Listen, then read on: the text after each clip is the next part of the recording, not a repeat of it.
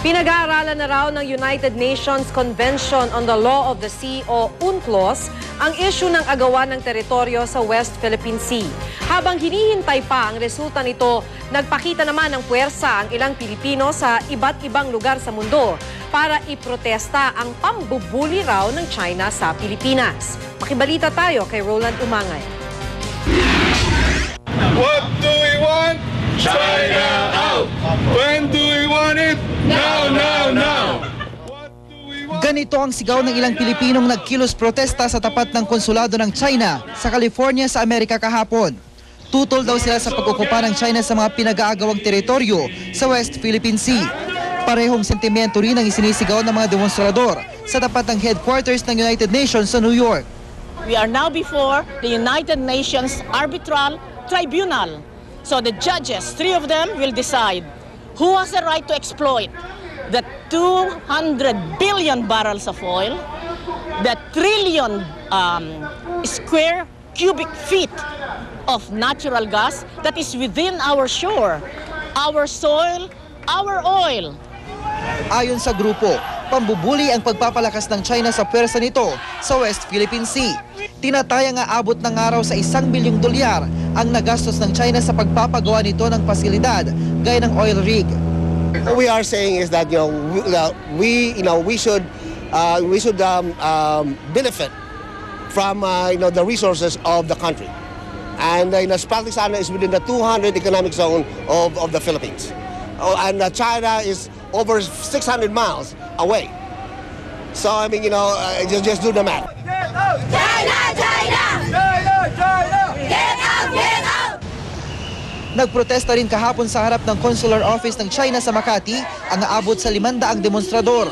Sinunog pa nila ang watawat ng China. Idinaan naman ng isang grupo sa pagsasayaw ang kanilang mga sentimiento. We want to raise awareness amongst Filipinos, not only here but worldwide, about the problem that we face with China. And for them to rise up and be counted and tell China to back off, choose the path of peace.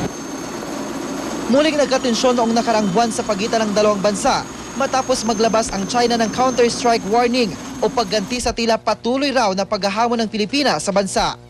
Matagal nang naidulog ng Pilipinas ang issue sa Arbitral Tribunal sa United Nations Convention of the Law of the Sea. Sa Regional Forum ng ASEAN sa Brunei nitong nakarang buwan din lang, pumayag ang China na makipag-usap sa ibang bansa sa Timog Silangang Asya tungkol sa issue.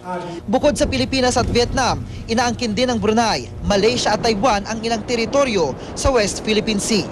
Ang issue sa West Philippine Sea, hindi tinalakay sa sona ng Pangulong Noynoy Aquino noong Lunes. Gayunman, ayon sa Malacanang, hindi naman ito nakakalimutan ng gobyerno. It's already in the process of being arbitrated. It's already before the UNCLOS Arbitral Tribunal. Nilinaw din ng palasyo na wala itong kinalaman sa mga protestang kontra China na ginawa sa iba't ibang lugar.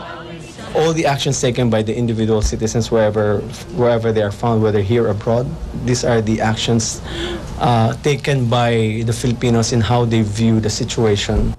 Roland Umangay, Nagbabalita, Pilipinas. Nakiisa rin sa protesta kontra China ang Filipino-American community sa harapan ng konsulado ng China sa San Francisco, California sa Amerika. Ayon sa presidente ng US Pinoy for Good Governance, itinaon nilang gawin ang kilos protesta kahapon kasabay ng anibersaryo ng pagkakatatag ng Sanxia City ng China. Ang Sanxia ang lungsod na itinayo ng China sa West Philippine Sea para pamahalaan ang mga isla roon gaya ng Kalayaan o Spratlys at Panatag Shoal. Giit ng grupo, hindi sila papayag na tuluyang sakupin ng China ang mga pinag-aagawang teritoryo. Kasama ring nagprotesta ang ilang veteranong Phil-Am at Vietnamese. Nagpakadena pa ang ilan sa mga veterano sa pintuan ng konsulado.